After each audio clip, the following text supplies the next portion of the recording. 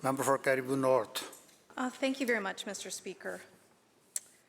The challenge with the government as they make these responses is that they're truly forgetting about the people of Lytton.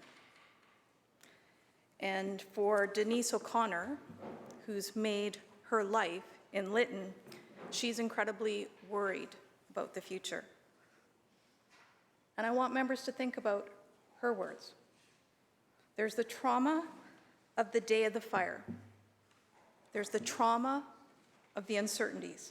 My neighbor, who just turned 85 years old, is still living in a hotel in Merritt. She doesn't know where she's going to be, end quote. 7.5 months later, and residents are still waiting.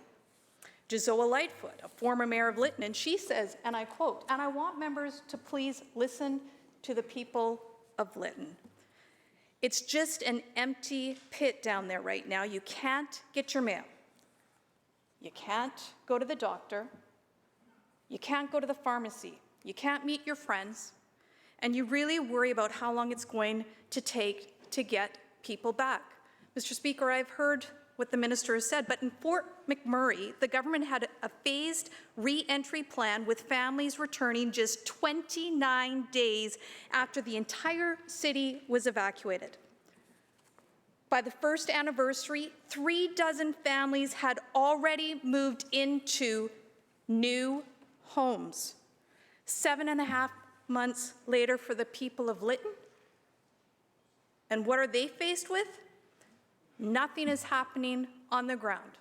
Empty, hollow words from this government. Mr. Speaker, if the government can't get the job done, will they at least let the residents in so that they can start rebuilding their lives? Solicitor General. Thank you, Honourable Speaker, and I appreciate the question from the member.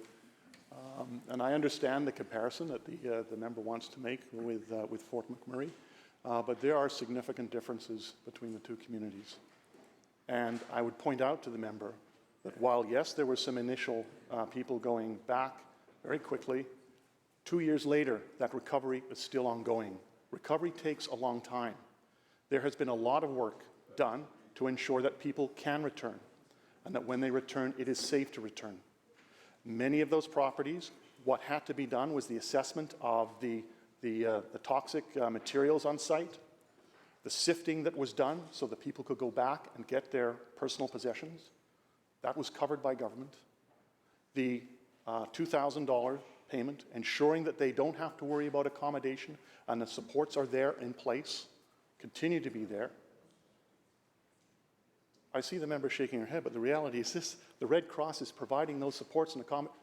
The Red Cross money comes from the province and the federal government and donations, okay? They are delivering those supports, which is the right thing to do. And they will continue to do that as long as those people need that support. At the same time, we're ensuring that working with the community, with the council, that they have the capacity and the ability to rebuild that community. That's why the $8 million was provided to them. More than 2.1 to run the operations, but to the rest, the balance, the 6, to ensure that wastewater systems can be up and running, that they can deal with a number of the archaeological issues.